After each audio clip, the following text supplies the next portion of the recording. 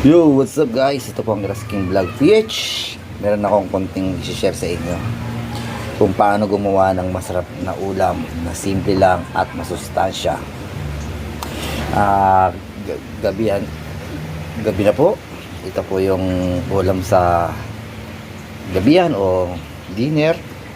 Meron po tayo ditong natirang karne ng tanghali. Yan po. Diba, smooth pa. Tira po yan. Gagawa tayo ng paraan para dumami siya at magkasya sa tatlo. Diba? Kasi tatlo kakain dito. Kulang to. Pang isang tao lang yan. Para sa anak ko nga lang yan, kulang na. Gagawin natin yan na dumami siya para kasya sa tatlo. Ito guys, what's up? Panoorin nyo. Ito guys, ihiwain natin ng maliliit. Yan, ihiwain natin na maliliit. Lahat yan, ihiwain natin na maliliit yan. Para dumami. Ito, yan ha. Ito. Stop. Ito, simulan natin kung pag-iihaw. Pag-ihiwa. Unahin natin yung karne. Ihiwain natin. Maliliit. Yan. Nakikita nyo ba sa video?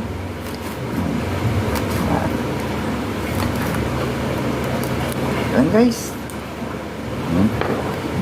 May konting matutunan sa konting tip. Yan, hiwain natin maliliit. Yan, hiwa na natin ng maliliit yung karne.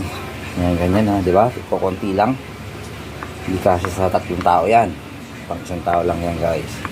Yan ha. Lalagay natin dito. Sure-sure natin yan. Lalagay natin dyan ha. Bubukod-bukod natin. Yan.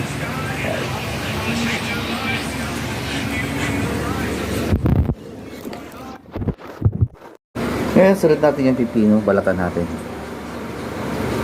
Ingat-ingat lang po sa paggamit ng tutyo. Yan. Diba? Balatan natin yan.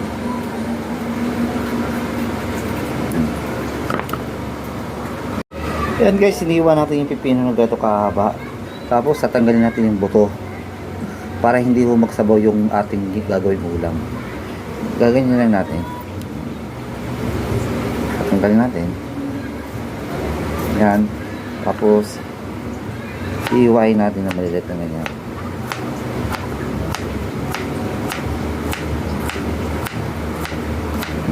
Dahan-dahan lang. Yan guys, tapos iwain ng sa gitna. Ganyan ka guys. Next po, ito po yung kamatis. Yan. Sure natin nahugasan natin po yung mga gagamitin nating gulay. Para malinis po. Yan. Yan po, iwain lang natin dito. Yan sa gitna. Tapos tatanggalin din natin ang buto. Para hindi ko magtubig yung ating ulam. Kasi masarap kasi yung dry po to. Yan. Yan guys, yung kamatis, wala na po yung buto yan. Para hindi magtubig yung ating pagkain, yung ulam. Tsaka safe na rin po kasi gabi ngayon. Mahirap na yung tiyan natin magtumunaw. Hindi ko matutunaw yung buto nito. Doon po tayo makakuha ng appendix ba o appendicitis, ganyan. Yan. Ano bang term yun? Kakaroon tayo ng sakit sa tiyan. Yan. Iiwain na natin ng maliliit. Katulad ng ginawa natin sa pipino, iiwain natin ng maliliit. Next, ito na po yung sibuyas. Ha? Tuko na natin. Lagyan natin ng sibuyas, pampasarap. Nasa inyo na yan guys kung lalagay nyo pa ng luya para masarap, para magdagdag sa spicy. Pero total gabi naman nga, bigla lang itong gawa ko, hindi ko na ako lalagay kasi nakalimutan ko. Sumoka!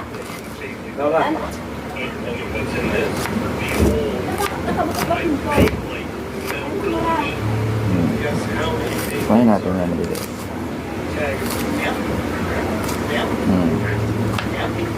Yan. Ito yung sili. Next yung sili green.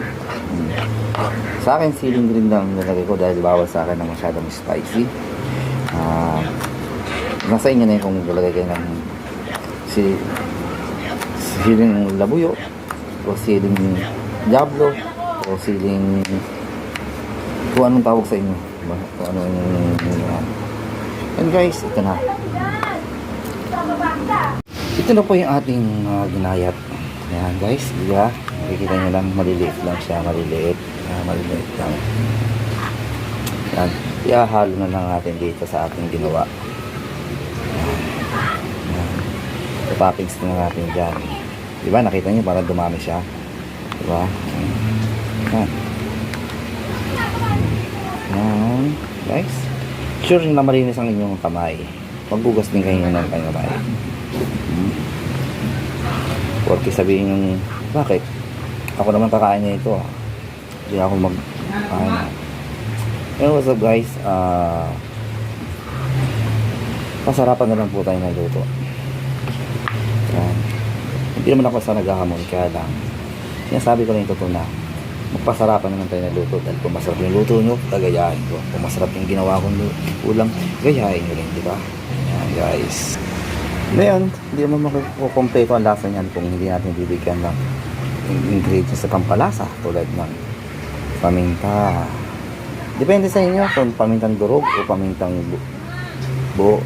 Kasi sa akin, wala kayong paminta kasi durog lang to. Yan lang. Diba? Masasarapin maraming paminta niyan. Tapos lagyan natin ng asin. Kunti lang. Diba? Yan.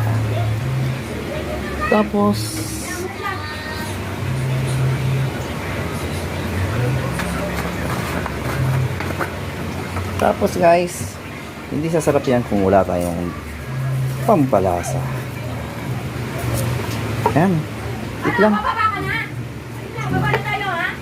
Tapos, gagawin natin dyan. Huwag na kayo mahiya. Hahaluin natin ng kamay. Reshuffle. Yan. Haluin natin ng kamay. Sabi nga nila, pag kinamay mo masarap. Diba nakikita nyo guys, dumami. Diba? Dumami siya. Kahit 3 tao ito, pwede na kumain. Yan. Diba? So, ang 3 tao na yan.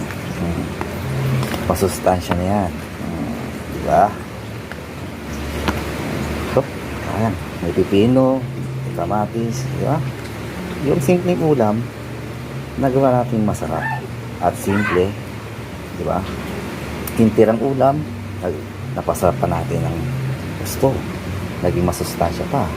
Tapos hindi yan sasarap kunti, hindi natin lalagyan ng suka. Sa tutusin na lang guys, kailangan natin dyan kalamansi. Kaya lang walang kalamansi. Total, pampasok na naman kailangan natin. Suka na lang. Salamat sa dato puti. Dato puti, baka naman. Kala mo sikat Hindi yan, kunti lang. Pampasok lang.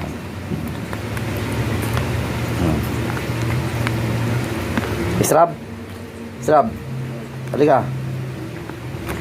Papatikman natin kay Israb sa aking anak. Tikman mo ang bagong recipe na aking ang sarap. Sarap. Ulam na. Ayan guys, ulam na masarap. Simple lang. Yung konting ulam na parami natin para kasya sa tatlo. Yan guys, simple lang yan. Bye bye.